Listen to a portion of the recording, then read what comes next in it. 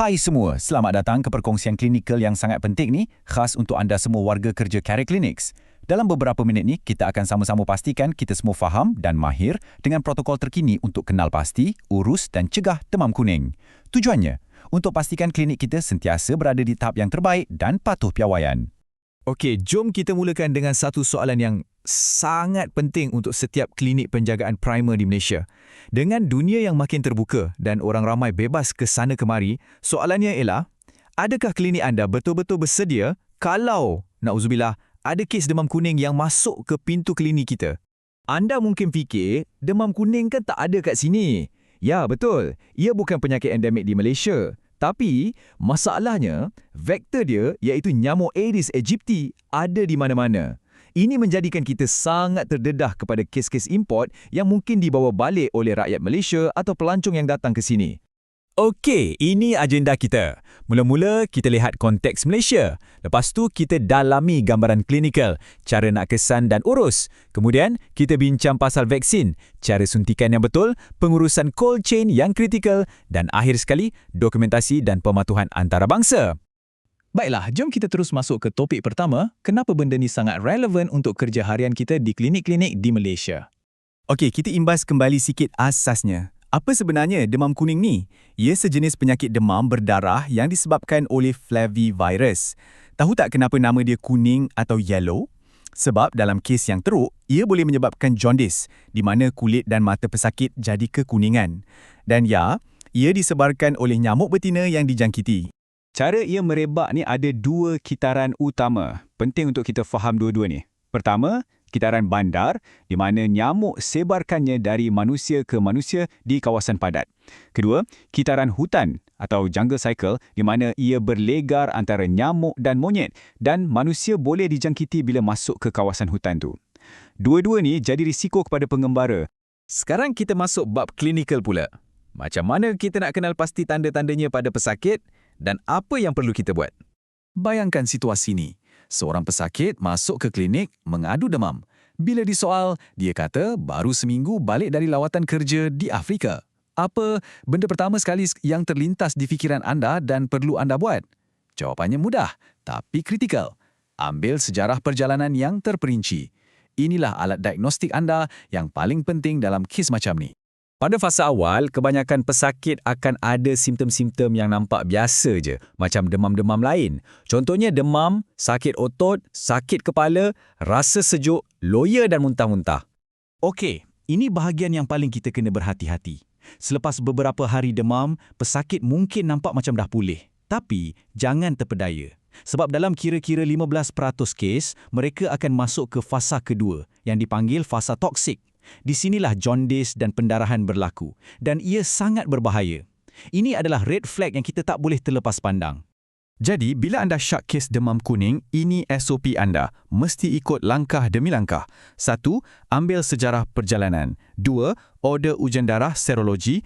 3. Maklumkan serta-merta pada pejabat kesihatan daerah, jangan tangguh. Dan 4. Terus rujuk pesakit ke hospital. Setiap angkah ni wajib dipatuhi mengikut garis panduan KKM. Okey, kita dah tahu cara nak kesan. Sekarang kita cakap pasal senjata paling ampuh kita untuk lawan penyakit ni sebelum ia terjadi, iaitu vaksin. Vaksin yang kita gunakan di Malaysia namanya Stamaril. Ia sejenis vaksin hidup yang dilemahkan atau live attenuated dari strain 17D204. Cara pemberiannya mudah je. Satu dos tunggal sebanyak 0.5 ml secara suntikan subcutaneous.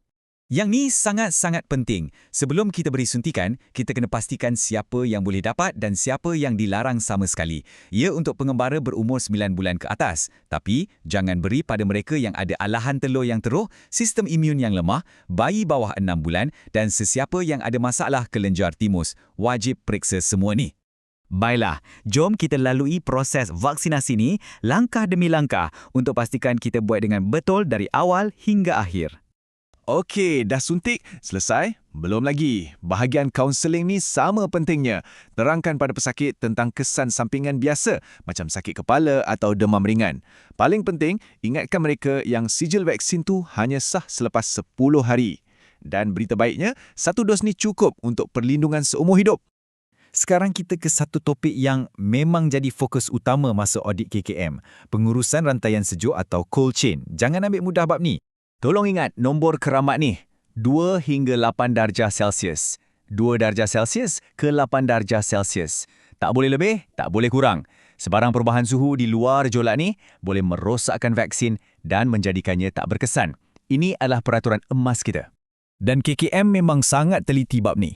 Ini protokol harian yang wajib kita ikut, tak boleh skip. Baca suhu 2 kali sehari, jam 8 pagi dan 4 petang. Catat suhu semasa, minimum dan maksimum. Plotkan pada carta guna pen dengan warna yang ditetapkan. Dan lepas catat, jangan lupa tekan butang reset. Ini tugas harian yang mandatori. Peti sejuk vaksin kita ni ada peraturan dia sendiri. Apa yang boleh masuk? Hanya vaksin yang diletak dalam bakul untuk pengudaraan dan botol air berlabel untuk stabilkan suhu. Apa yang haram masuk? Makanan, minuman, apatah lagi ubat-ubatan lain. Jangan campur aduk. Ini saya petik terus dari garis panduan audit. Dengar baik-baik ya. Dilarang sama sekali untuk sediakan vaksin dalam picagari awal-awal dan simpan dalam kotak sejuk. Vaksin hanya boleh ditarik masuk ke dalam picagari sejurus sebelum suntikan diberikan kepada pesakit. Ini untuk pastikan kestabilan dan keselamatannya. Topik terakhir kita, tapi tak kurang pentingnya, dokumentasi. Ini bukan sekadar isi borang ya, ini melibatkan pematuhan kita kepada Undang-Undang Kesihatan Antarabangsa yang dipanggil International Health Regulations atau IHR. Inilah dia, Sijil Vaksinasi Antarabangsa atau ICVP yang kita semua kenal sebagai buku kuning. Bila anda isi buku ni, anda kena ingat, ini bukan sekadar rekod klinik biasa. Ia adalah dokumen undang-undang yang sah dan diiktiraf di seluruh dunia. Jadi, pastikan setiap butiran diisi dengan tepat dan lengkap. Jadi, sebagai penutup, kita kena ingat, setiap klinik kita ni ibarat benteng pertahanan untuk kesihatan awam Malaysia. Semua protokol yang kita bincangkan tadi bukan cuma untuk lulus audit. Ia adalah untuk memastikan benteng kita ni benar-benar kukuh dan mampu melindungi rakyat kita. Soalannya, adakah standard dan prosedur kita sudah bersedia untuk diuji pada bila-bila masa?